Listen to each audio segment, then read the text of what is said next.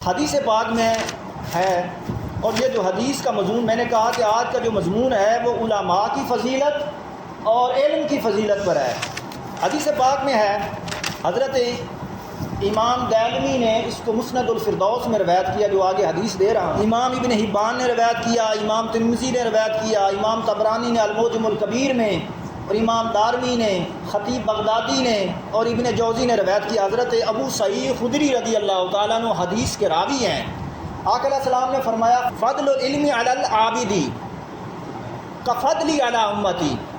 آقا علیہ السلام نے فرمایا کہ عالم کی فضیلت، عالم جو ہے صاحب علم، علم رکھنے والا، دین کی صحیح سوجھ بوجھ رکھنے والا عالم، اس کی فضیلت عابد پر جو عبادت گزار ہے، ساری رات کو عبادت کرتا ہے، اس پر فضیلت ایسے ہے جیسے میری فضیلت میری امت پر ہے۔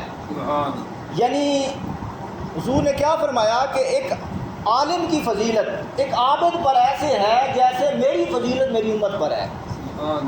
اب اس میں کیا ہوا، آقا علیہ السلام نے علم کی فضیلت کی انتہا فرما دی، علم کی فضیلت کی انتہا فرما دی۔ کیا فرمایا کہ جس طرح ایک نبی کی فضیلت ایک امتی پر ہوتی ہے، اسی طرح ایک عالم کی فضیلت ایک عابد پر ہے، عبادت گزار پر ہے، جو ساری رات عبادت کرتا ہے۔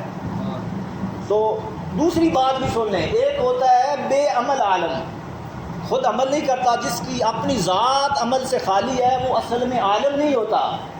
جو خود عمل نہیں کرتا، وہ خود عمل نہیں کرتا، بتاتا ہے، فقط بتاتا ہے، وہ عالم نہیں کہلواتا۔